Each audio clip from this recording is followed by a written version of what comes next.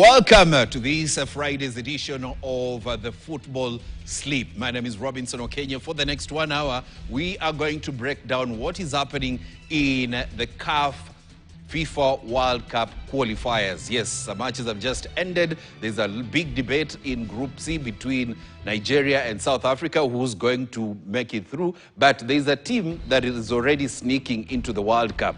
Who am I talking about? Benin is topping that group. We'll be getting into that conversation in a bit. Also, we'll be recapping the week. A lot of things have happened. Harambee Stars was in action, and most people were not happy with the way Benin McCarthy's charges played against Burundi. We will also be getting into that. But remember, last week I was not in action, and neither was Hassan Juma. But today, I want to introduce the man that was in charge, the man that took charge of the proceedings.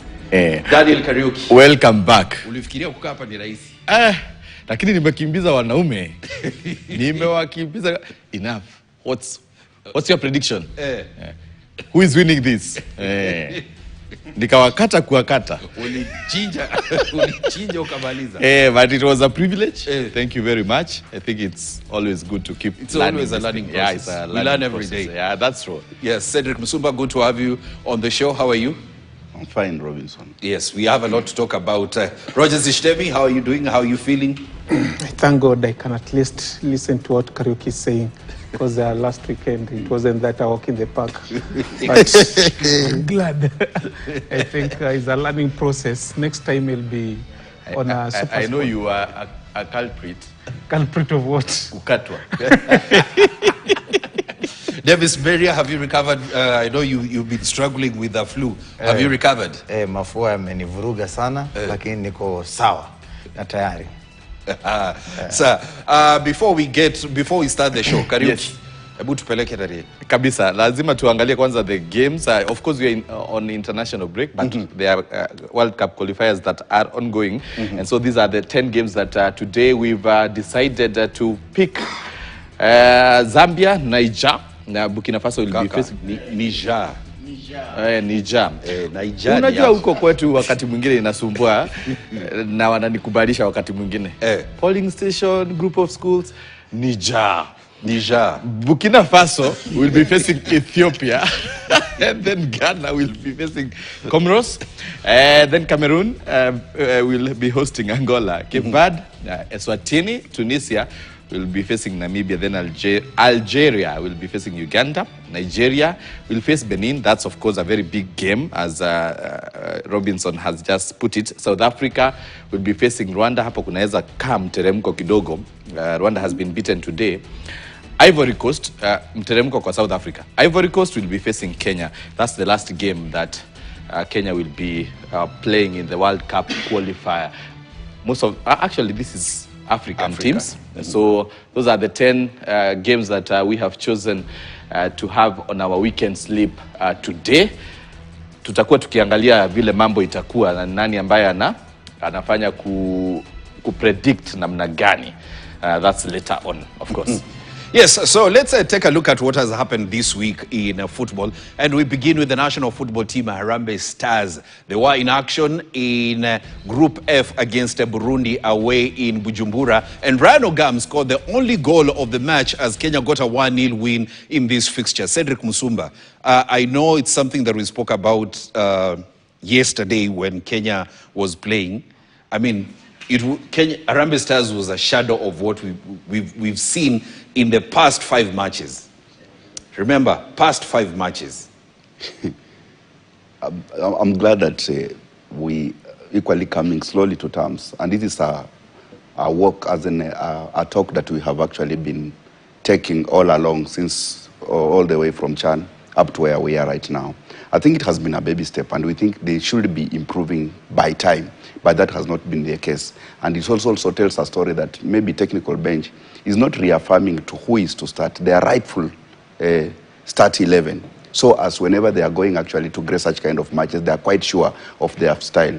Also, what we lacks in that particular team is the philosophy. Literally doesn't know which style Harambee Stars is playing. They don't necessarily put the ball on the ground.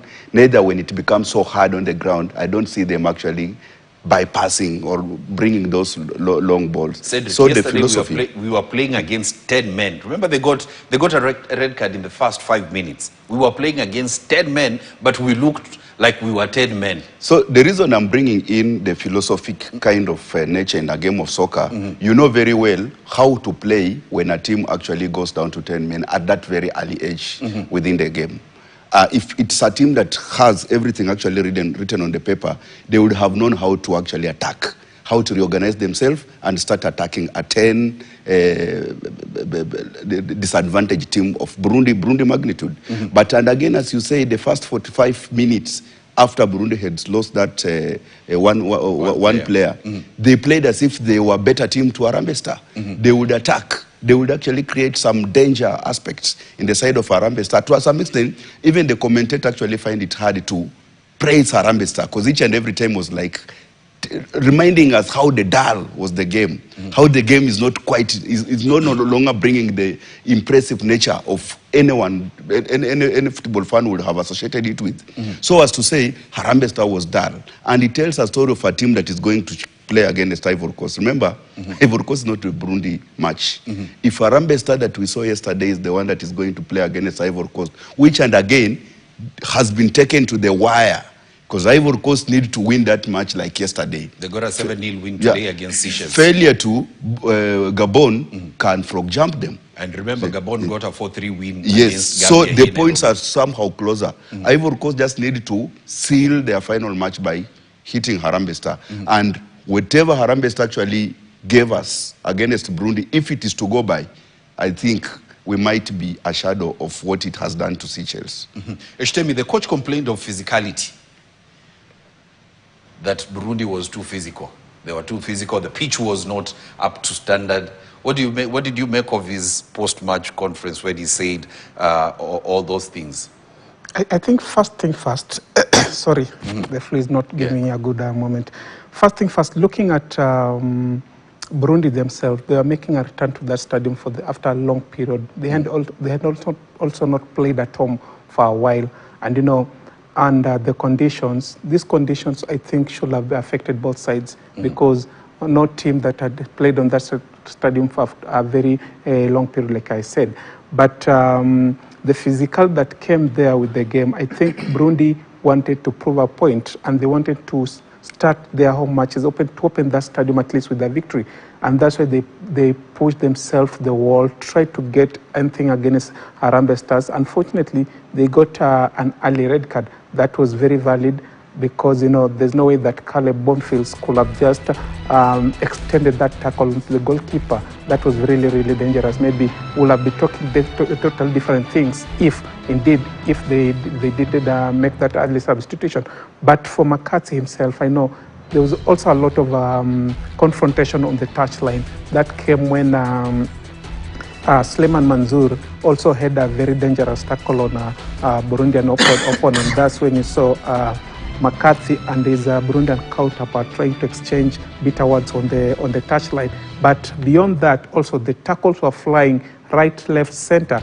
And for McCarthy and his boys, they were like, it is not a matter of life and death. I think both of us are just playing for pride. There's nothing much to play for this game. I think also East African teams, or rather East and Central African teams, so we need to have a fair play. Unfortunately, it never happened. And the injuries, some of these players are going directly back to their foreign-based bases, and they'll be expecting to continue playing their trade to their clubs. And with an injury, definitely, you will get less playing time. But for McCarthy, I can understand where he's coming from because he's looking to a team where he's rebuilding. And if you try to injure some of the players he's building his team around, is of course going to make it difficult for him to build a team. And equally, they are traveling to Abidjan, where they're going to find... They got back into the country this evening. Yeah. Yes. After that, they're going to Abidjan to face the Elephants, who are actually looking forward to qualify to the World Cup for the first time, I think, since 2024. So they know how difficult it's going to be there. And if you go with a weak squad, you are in for a rude whipping. So, of course, you need your direction in 2027. 2027.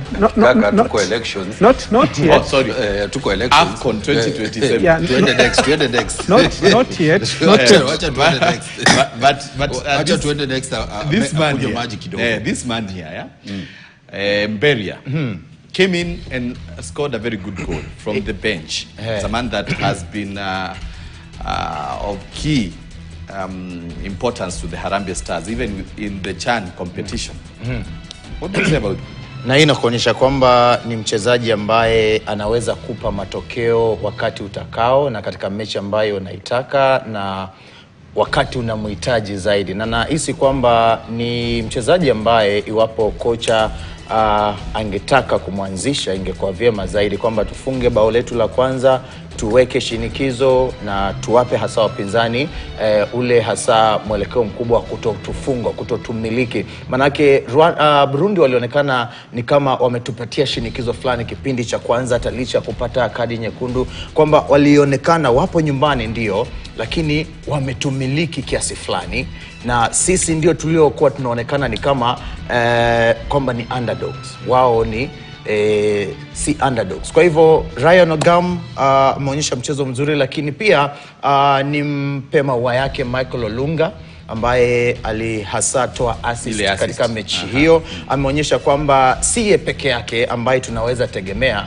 ila pia anaweza wapa nafasi wenzake kuweza kuipa Kenya nafasi hizo na matokeo mazuri. Ryan Ogam uzoefu pia nao, na nahisi kwamba jinsi tunavyoendelea ndivyo jinsi anavyoendelea kuwa mzuri zaidi. Itabidi pia kocha atafute mbinu ambayo atamtumia katika mechi zijazo, manake akiendelea kucheza hizi mechi, kila mmoja akiingia katika mechi hiyo atakuwa anamjua kwamba kuna mshambulizi katika timu ya taifa ya Kenya ambaye inafaa umkabe.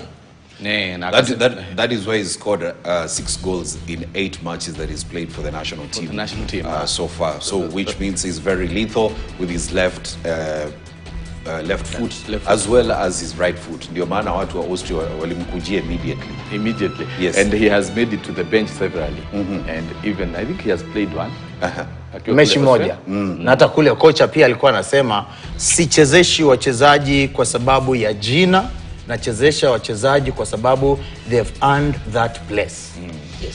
Now, looking forward before we move on to other events that have shaped the week. Cedric Musumba, we are playing Ivory Coast next in our final group match, final group F match. What should we look forward to, or what are you expecting from McCarthy's boys? It's a tough game. I think it's a litmus test on the side of McCarthy. It's one of the first time that Harambee Stars actually will be facing one of the African powerhouses, and Ivory Coast is not a pushover.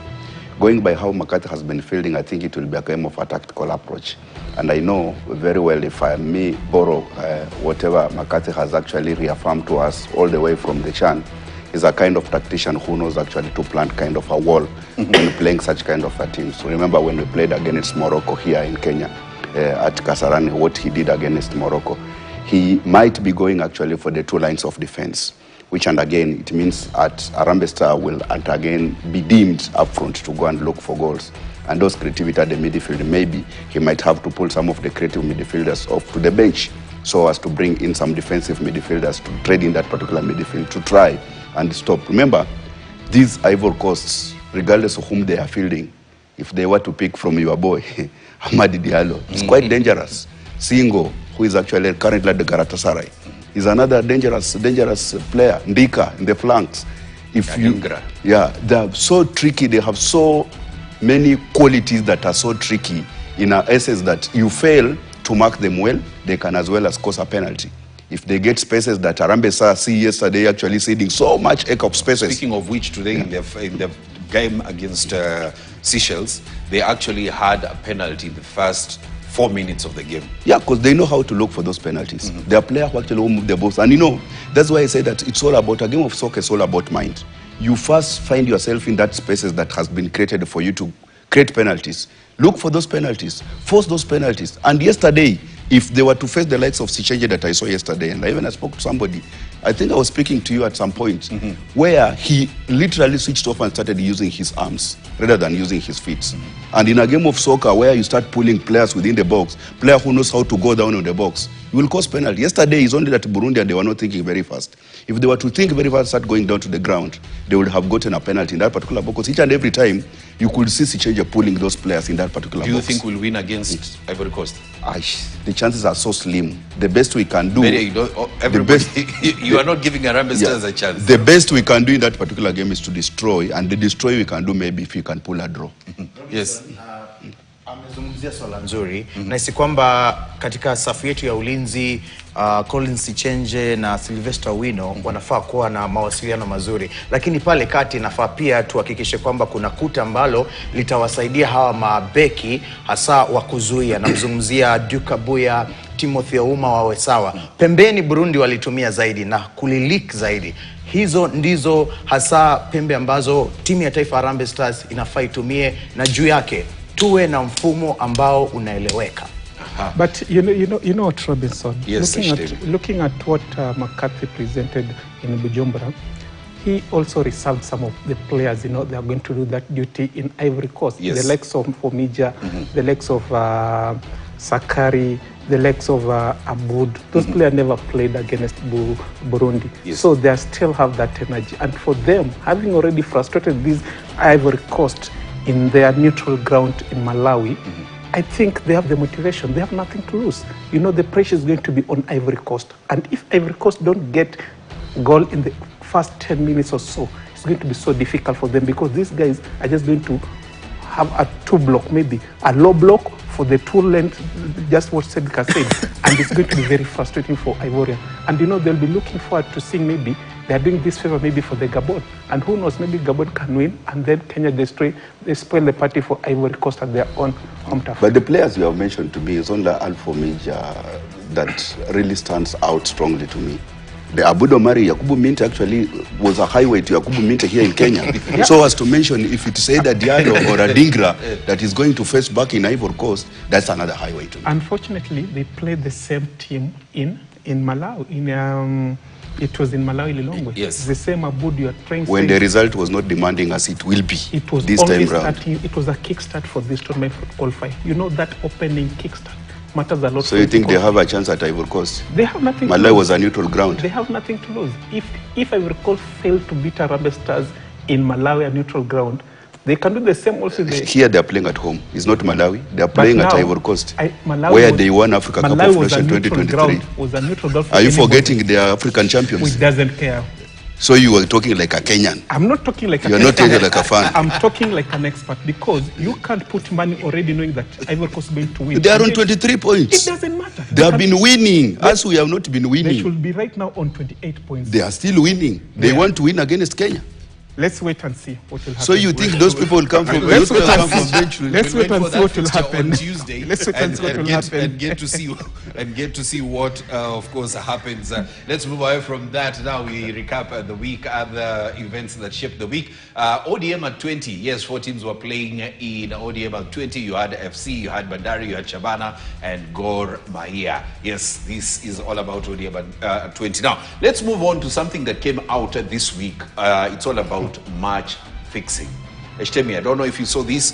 There were allegations that a former coach came out saying that in the lower tier leagues, they are players that used to receive money to fix a number of games. I know you came across those allegations. Those allegations keep on coming year in, year out. Unfortunately, we are not doing a lot to curb these lies that keep on destroying the integrity of the game. And it is a new season. I think it's still the same old things. We have not seen the federation trying to engage these clubs, both from the lower tier up to the Premier League, trying to educate them and sensitize them about the negativities and all the effects of this match manipulation effects. But now, you can't really blame mostly on these players if you don't teach them about the bad and the good thing about match fixing, and also try to see their lifestyle.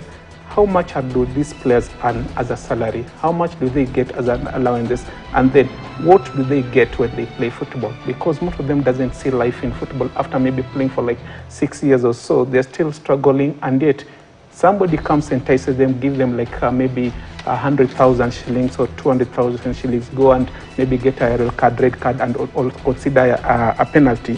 At the end of the day, he'll get involved in it and then get to see that this is a routine, I can get a living out of it. So it's up to the federation. Of course, understand it has been a killing task for them to criminalize these particular individuals because there's no law in the country that try to control such things. So the government and the parliament should also come in force and try to work in a good way with the key stakeholder, that's the federation, to ensure that they try to stem down whatever is happening on this grassroots. Because trust me not, grassroots football, there's a lot of matches being played, but they're not followed by many people. That's why there's that avenue, they can fix it any day in time compared to AFKPL that recently has more numbers being broadcasted on the television. So, I want us to take a short break. When we come back, we continue taking a look at the African teams that have qualified for World Cup 2026, as well as some other events that have shaped the world of football this week. That will be after the break.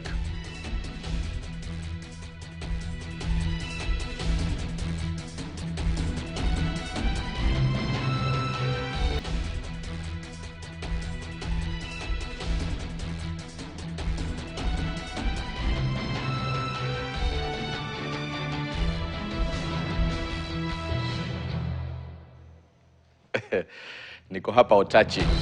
Welcome back to Football Sleep. Of course, we are recapping the week, some of the events that have taken place. I've been talking about Harambee Stars. We are expecting them to win or to draw or to lose. What are the expectations? Had some bit of conversation while we were had gone for the commercial break with the Cedric Musumba and Rogers Eshitemi, and they are still arguing about that. Well, already there are some teams that have qualified for the World Cup, and I want us to take a look at some of these teams that have qualified for the World Cup and some of the teams that have qualified. This is one of it, Algeria, Cedric Musumba. This team here in Kenya, they proved, or rather in the CHAN competition, they proved that they have some good skills to move on. Of course, they have qualified for World Cup. What's your take? No, there's a phenomenon that actually has been going all along in Africa that we need to redefine. And it has come clearly enough to an expanded avenue of this World Cup, whereby all the North African countries have qualified for World Cup. Algeria, Morocco, Tunisia, and Egypt. All of them are in World Cup. So that's actually a kind of a call, a wake-up call to East African nation and even the Southern African nation. Because West Africa, we know there are so many and they don't recover. So as to say, Algeria, it's a team that was in a pool that really defined its results a little bit early enough. Right. They were just waiting for their last 3-2 matches to confirm themselves if they will be going to African countries qualifying. Also, Egypt has qualified. Mo Salah has been has played an integral part in ensuring that this team qualifies to the World Cup. Could we see Mo Salah make maybe a final dance in the World Cup? He remains the Egyptian talisman. He has done a lot for the country and also for the club.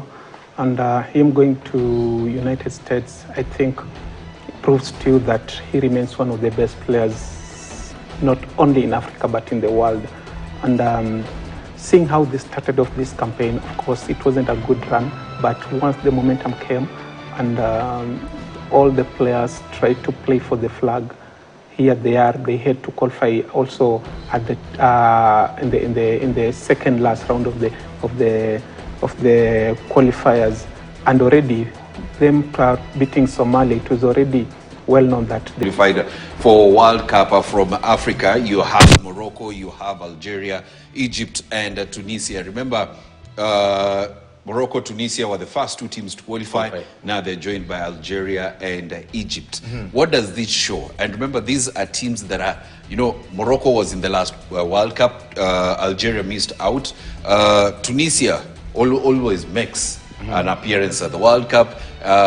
Egypt has been missing for some time, but they are now back. What does it show about? Mara ya pili tangu mwaka 1990. So what does this mean for the North African teams? Cha kwanza, timu hizi huchukulia mechi za kufuzu serious sana. Ukiangalia kimtiririko ni kwamba mechi zao kwanza 4 wanatoa ushindi. Yani hawapigi sare na hawapotezi. Yani hawapotezi mechi yoyote. Ni tuchukue alama katika mechi zetu za kwanza na tuende zetu. Huenda mambo yakawa yataharibika kule mwishoni, lakini hizi alama za kwanza zitatusitiri zaidi. Cha pili ni timu ambazo ukiangalia katika mataifa yao zina ligi ambazo ni kubwa zaidi na zina vilabu ambavyo ni vikubwa zaidi na vilabu ambavyo vinazaa wachezaji wanaopiga soka nzuri zaidi kule Ulaya. Zungumzia Wydad Casablanca, zungumzia Al Ahly, zungumzia Esperance. Yani hizi ni timu ambazo wachezaji wakitoka katika vilabu vya nyumbani na ulinganisha na wachezaji wanaotoka Kenya wanatoka Ulaya kuja hapa, ni hasa difference kubwa ambayo wapo nayo. Cha mwisho ni ule utimamu wa ufundi wa wale makocha ambao wako hapa. Ni makocha ambao wanaelewa wachezaji wao, ni makocha ambao wanaelewa ufundi ambao wanatumia, na ni makocha ambao wana exposure kubwa. So, let's move away from that. Cedric Msumba, briefly, Ghana got a 5-0 win against Central African Republic, which means now they're in contention. They're one win away from qualifying for the World Cup. They are friends of celebration at Accra, and given to the essence that they are no longer actually gracing Africa Cup of Nations come to December, and we saw how they miserably lost out of that particular contention against their own, who was actually managing Sudan. And it necessarily tells a story of a team, how a team can reorganize themselves after they have realized that they have missed out on silver kind of spaces, and that was an Africa Cup of Nations. They needed also to save the face of their coach, Ado. Yes. Remember, there were some kind of touting elements whereby some of the fans and some of the football stakeholders were calling for his resignation. Yes. Simply because he has missed out on Africa Cup of Nations. But whatever he has done, he has actually reignited the spaces of him surviving in that particular. Because I remember yesterday watching Sami Kufu at some aspect on a certain platform, and he was like, why should we sack a coach that has taken us to the uttermost soccer world spaces? Yes. Gracing World Cup is much better than Africa Cup of Nations. But the link that he's missing, and which he admitted, is that if Ghana would have qualified for Africa Cup of Nations, it will have given them the impetus avenue to prepare a good team that can really represent Africa in World Cup. Now that you've spoken about the Africa Cup of Nations, Eshtemi, Patrice Motsepe, the CAF president, says that Morocco will still hold AFCON 2025. Yeah, despite all the demonstrations in Morocco. Happening, yes. You know, we are trying to normalize such things, because even during tough moments, that's when sports come and unify whatever warring side they are. So I feel Motsepe's word, it's timely, and try to just give Moroccans the confidence that they can still pull up a memorable event if indeed they continue the plans as well prepared. Because if you try maybe to distract them, and they had already planned, they know that after 1 month, after 2 months, after a year, we need to have done this A, B, C, D. Definitely they are going to do so, because it's not the first time Moroccans are going to host this tournament. They've done it before, and they've just seen, we saw what they did during the WAFCON. It was a very good tournament, well organized, and the success from that tournament will be there for years to come. So for Motsepe, he know Morocco, if they host that tournament well, it will give them a big jump ahead of maybe the World Cup tournament that they'll be co-hosting as well with Portugal and Spain. So that's a big plus for him. So there's no way he can allow maybe Morocco not to host the tournament. I think he has just borrowed a Lakini Robinson pia uangalia uwekezaji ambao uweko katika mashindano haya, hawezi kuja tu na sababu kwamba hatuwezi andaa mashindano sababu ya nini. Manake tayari mipango ishawekwa, wanakandarasi washawekwa pale, wewe utafanya hiki, utafanya hiki. Lakini pia lakini pia si heti Morocco haipo tayari jinsi tulivyokuwa na CHAN sisi Tanzania na Uganda kwamba tuko tayari. Morocco ipo tayari. Kwamba nahisi kwamba ni swala tu la muda, maandamano yatakwisha. Yes, Cedric, you wanted to also add on to that, the debate that Motsepe has said that, he's confident that Morocco is going to host AFCON in December. No, I think he's borrowing a leaf from what is happening in Morocco. Actually is a prism of what happened in Kenya. It's the Gen Z revolution that is actually cutting across the country. And they also demonstrated a similar space with what agendas are happening. If Kenya went ahead and had a successful churn after all those demonstrations that we had in Kenya, and it's the same Mosepe that actually was gracing that particular ground. So as to say, he has a platform actually to leverage on. If at all Kenya demonstrated and later on we had a tournament that united the nation, it's only soccer that, and again, will be bringing the Moroccan together if they happen to host that Africa Cup of Nations come December. And maybe it might also kind of an icing space, a cooling space for their demonstration. Because remember, we know sports can unite. And at that particular time when they host Africa Cup and maybe they surge on to final, and who knows, maybe they end up even winning it. Maybe it will be the end of those demonstrations in Morocco, just like what happened in Kenya. You never know. Yes, Kariuki. Hey, you never know as Rubias put it. But let's just shift gears kidogo tutoke Africa. Tuingie kidogo maneno ya Europe kidogo, and there is a man who has been under pressure sana. Okay, huyu ni Hassan Hutla. Huyu amefutwa. Huyu amefutwa kazi, lakini kuna yule hajafutwa bado. Watach kuna yule hajafutwa, biggest team in the whole world and some parts of heaven. Yes. Ndio huyu na Ruben Amorim. Ratcliffe says that he will give him 3 years ndio aweze kujenga kikosi. And he used the example of Arteta. Do you think the fans can wait for 3 years, Roger Zeshtemi? Nakuuliza kwa sababu alitumia example ya Arteta. Why just pushing the Arteta narrative? Who said about Arteta? But the good thing about Radcliffe is that he doesn't know karaoke. So the decision he makes. Wait, there, does Arteta know you? He doesn't. So that's why I'm trying to push that message.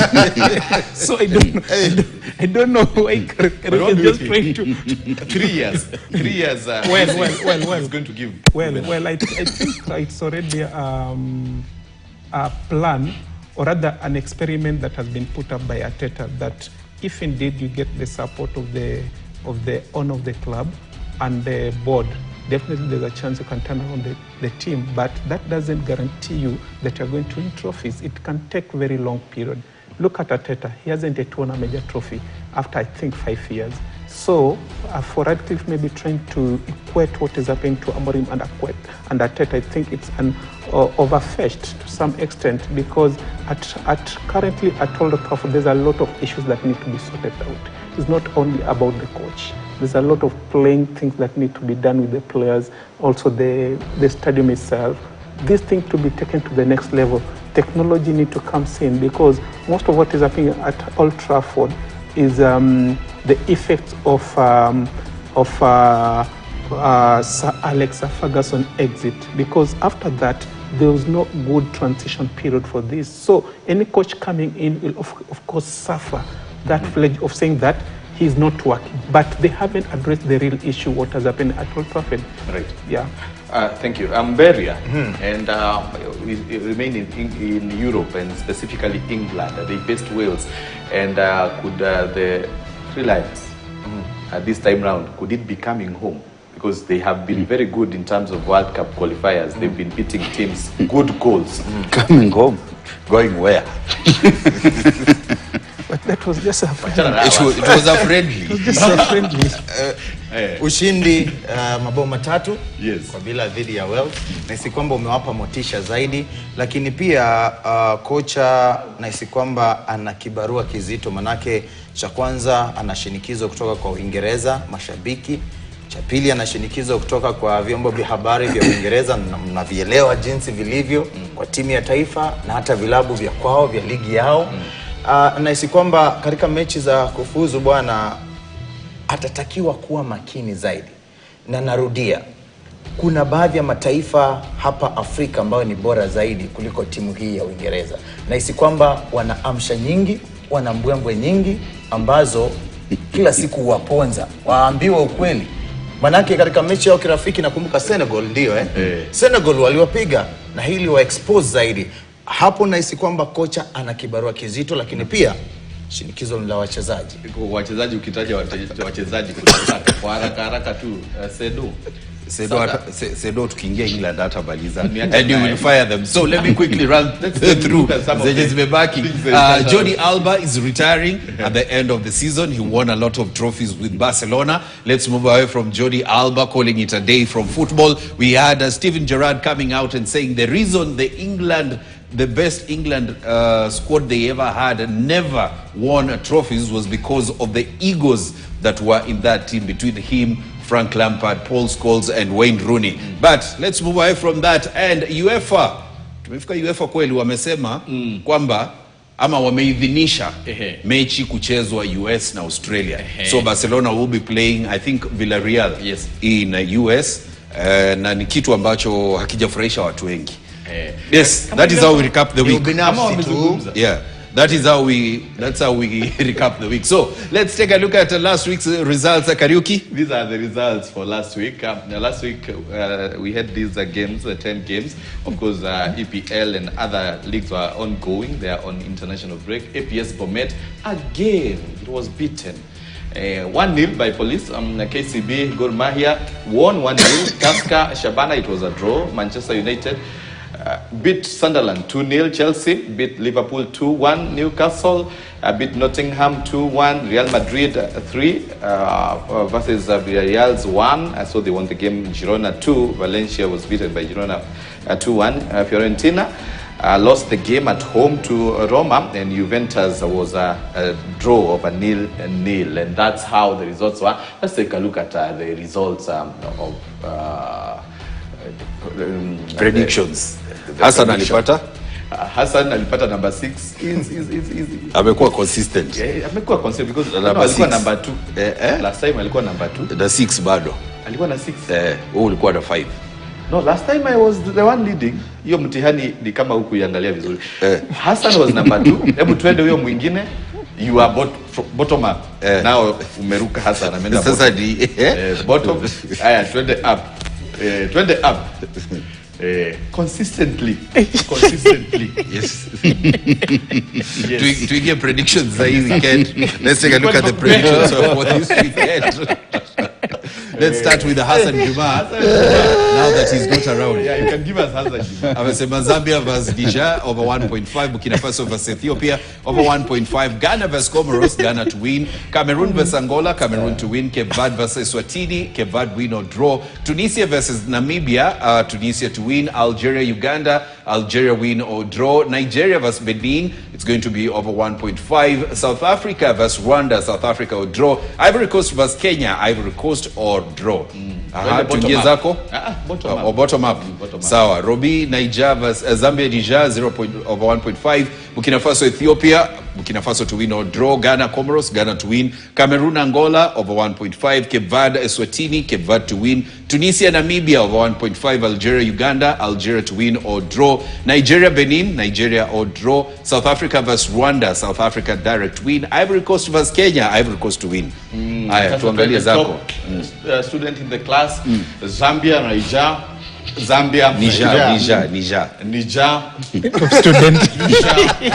Burkina Faso, Ethiopia, either the two. Ghana, Comoros, 1.5. Cameroon, Angola, Cameroon a draw. Cape Verde, Eswatini is over 1.5. Then Tunisia, Namibia, either will win the game. Algeria, Uganda, either will win. Nigeria, Benin, I went with Nigeria. Of course, Benin will be, they're just some, maybe 1 or 2 points from qualifying for the World Cup. South Africa, Rwanda, I decided to go with either of the team. Hii ya mwisho si nadhani nilisema kitu Robi. Ivory Coast, Kenya. Sio mimi kaka. Hapo you are not sure. Sema tu. Sema. Kenya. Moja kwa moja. Umeniambia? Moja kwa moja. Twende na Kenya basi. Sasa ndio unaona nitapata ngapi? So I want us to briefly, because we are almost out of time. Deno, let's go to this week's sleep. I want us to pick some few games to briefly give a comment on. Cedric, let me begin with you. And let's begin with Cameroon versus Angola. Cameroon is in a group that also has Cape Verde. And Cape Verde are playing Eswatini. which makes it, most people feel that Cape Verde will qualify for the World Cup. But what is tricky for Cameroon is Angola not just going to be walkovers. It isn't a walkover. And remember, this Cameroon has got no new face that can really turn around this Cameroon watching them playing. They still have the Christian Basagong. They still have the likes of Abakar. They have the Clinton Gie, Gadeu, all those old faces that we have seen all along from 2016. But so Mbumo. The dynamics does not actually necessarily favor this particular team. I watch them playing, they are not playing with a purpose. It's not a team that can really carry the face of Africa. It comes to the World Cup stature. Also seeing it playing does not really play with an essence of going to win World Cup. We need a team like Cape Verde. We have seen they are really presenting a very different dynamics if it comes to the game of soccer. And also those islands that they really form up a country, they spice up the game. We don't necessarily know where they play, where they train from, but when they come together, they play like a team. So as to say, Cameroon versus Angola, it will be a game that will have so much kind of altercation to an essence that Cameroon will be using all the whatever arsenal, the physique that it carries in that particular pitch to win. But what they don't necessarily know very well, their game, their qualification is actually being cooked far away from home. And that will be happening at the river charge. Now, Roger Seshitebi, Nigeria versus Benin. Benin is topping the group. South Africa is second. And Nigeria is third. And South Africa is playing Rwanda in South Africa. It's going to be very tricky. I think Super Eagles have been struggling to score goals throughout the tournament, the qualification period. And having watched how they struggled even to beat Lesotho, I think it's going to be a mountain to climb against a very disciplined Benin side that knows that exactly the fate is in their own hands. And if indeed they manage to upset the Super Eagles, then they'll make history by qualifying for the World Cup. And I know maybe critics can continue undermining Benin, but they are in there to frustrate the Super Eagles because Super Eagles have always been omnipresent in the World Cup finals.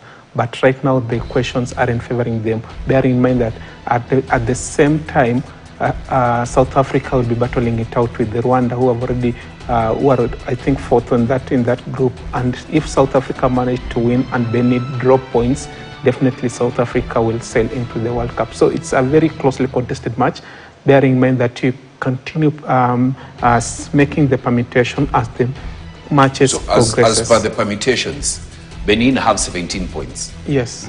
South Africa have 15 points. 15 points.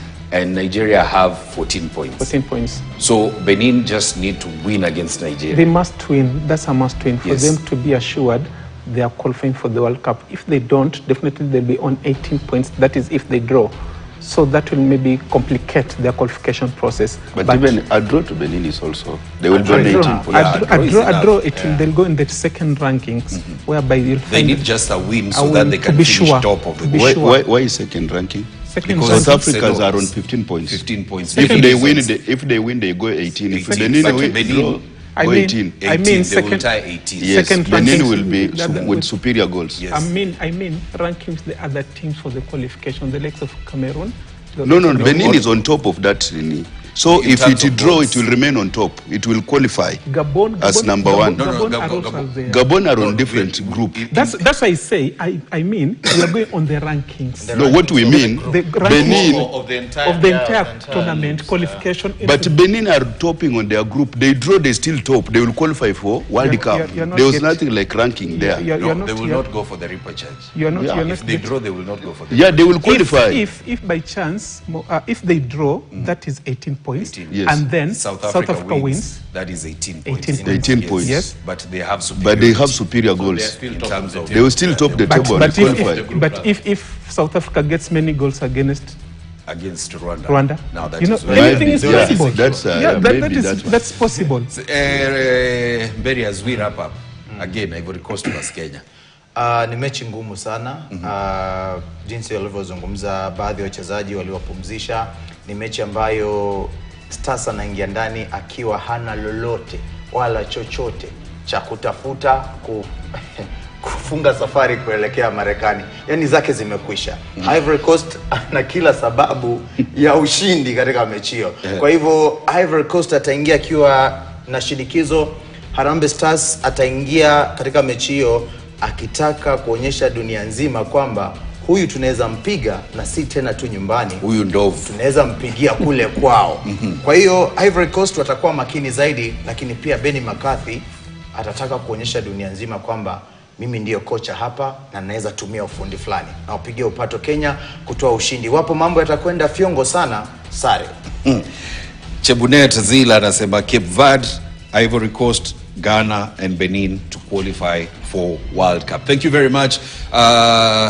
Davis Mberia, Rogers Ishtemi, Cedric Musumba, as well as Daniel Kariuki for showing up tonight, making time and, you know, breaking down the CAF World Cup qualifiers, the teams that have already qualified and what to expect in the final round of the qualifiers. But that is where we wrap up Football Sleep tonight. My name is Robinson Okenye. Have a good night.